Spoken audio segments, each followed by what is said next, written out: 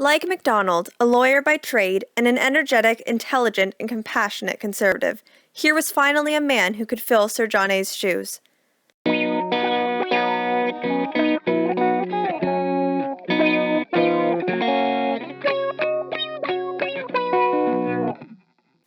John Thompson was born in Halifax on November 10, 1845, the youngest in an Irish Protestant family.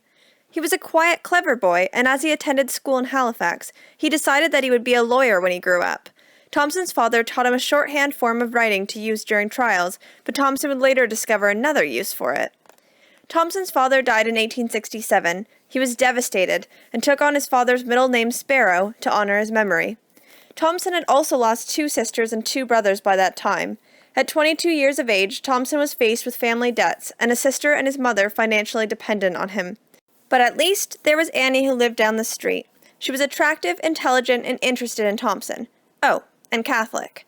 John Thompson taught Annie his shorthand writing, and he would use it to sneak love letters to her without her parents finding out what they were saying. Annie wrote about their many dates in her diary, using shorthand of course, saying, "I shudder to think of having to get over liking him if ever I should have to." They got married in 1870, and a little later, Thompson converted to Catholicism.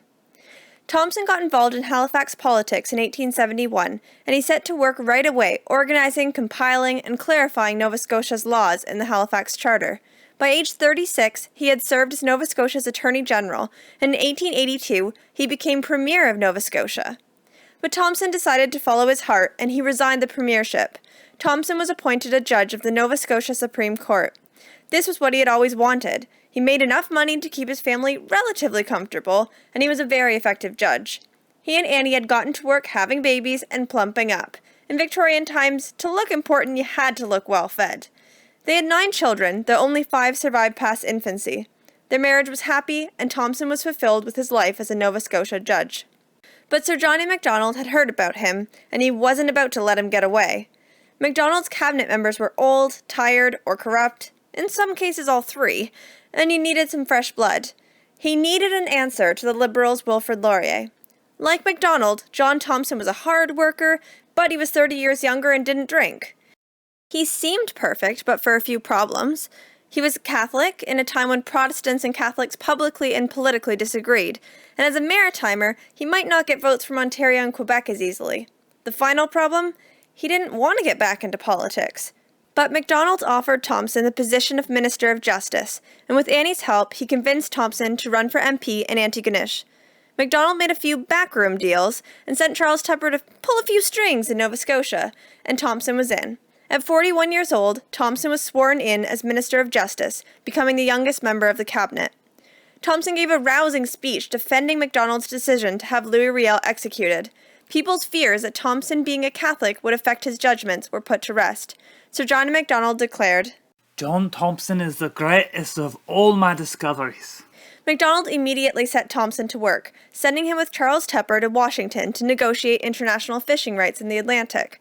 Thompson stole the show. He did so well that Queen Victoria ended up knighting him for his service to Canada and Britain. It was well deserved. Thompson claimed, "These Yankee politicians are the lowest race of thieves in existence."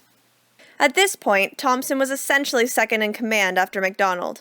But when Macdonald died in 1891, Thompson was worried about bias against Catholics and thought it best to let John Abbott be the public face of the country, even though he'd likely still call the shots. Thompson's next major initiative was creating the Criminal Code of Canada, the first of its kind in the world. All of Canada's criminal laws were outlined precisely. It was one of Thompson's crowning achievements. It was, however, not without its flaws. Thompson, though in some ways quite forward-thinking, was not above all the prejudices of the day. Included in the criminal code were some problematic entries, such as making it an indictable offense for 3 or more Indians, non-treaty Indians, or half-breeds to meet together to make demands upon civil servants. This effectively took away Indigenous peoples' right to represent and defend themselves. Since the Indian Act passed in 1876, the federal government had increased its control over Indigenous peoples.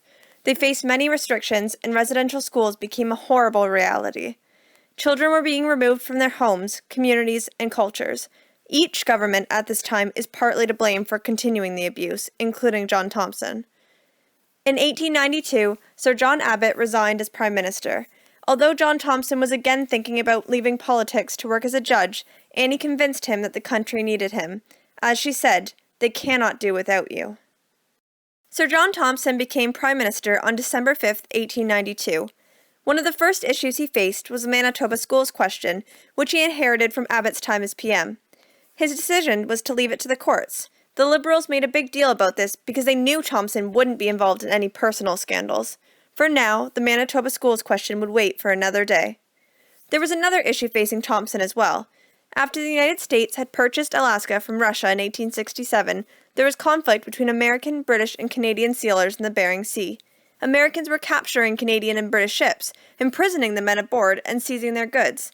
At a tribunal in Paris, Thompson argued effectively and got the Americans to compensate for the confiscated goods. He and Annie celebrated with quite a few plates of delicious French food.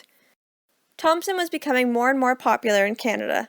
The new Governor-General, Lord Aberdeen, and his wife became friendly with Thompson and Annie. Thompson supported Lady Aberdeen's establishment of the National Council of Women.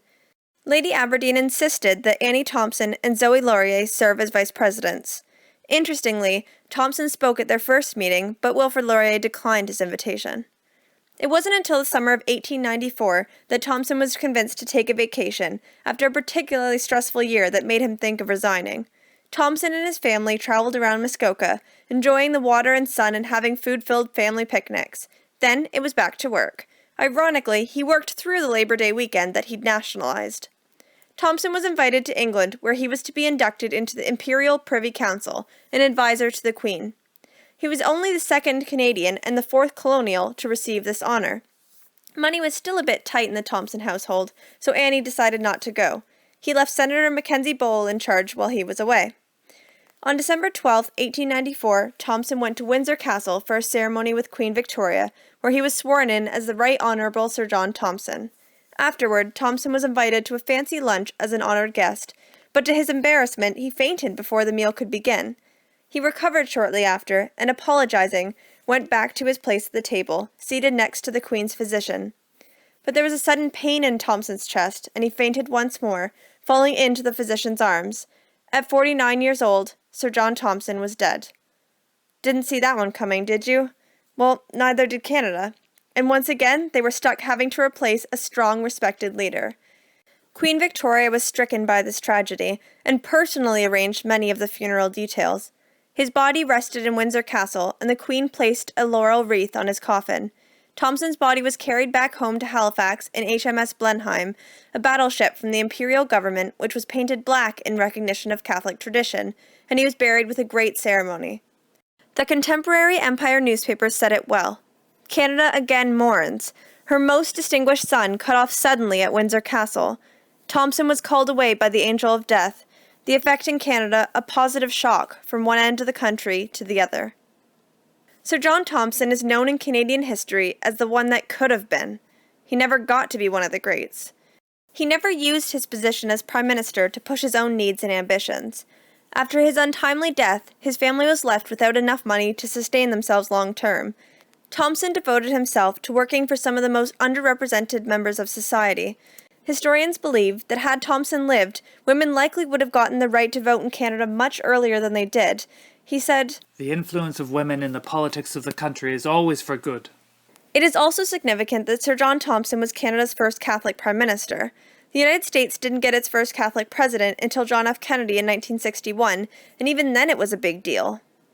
Thompson made immediate and lasting changes to the nation and proved himself to be a capable leader, but the fact remains that he did not lead for very long. He was Prime Minister for 2 years and 7 days.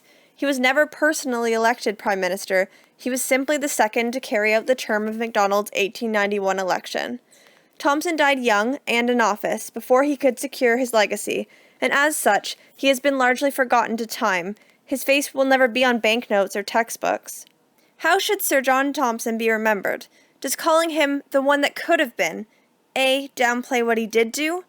B. try to rewrite the actual ending? Or C. fairly represent the situation?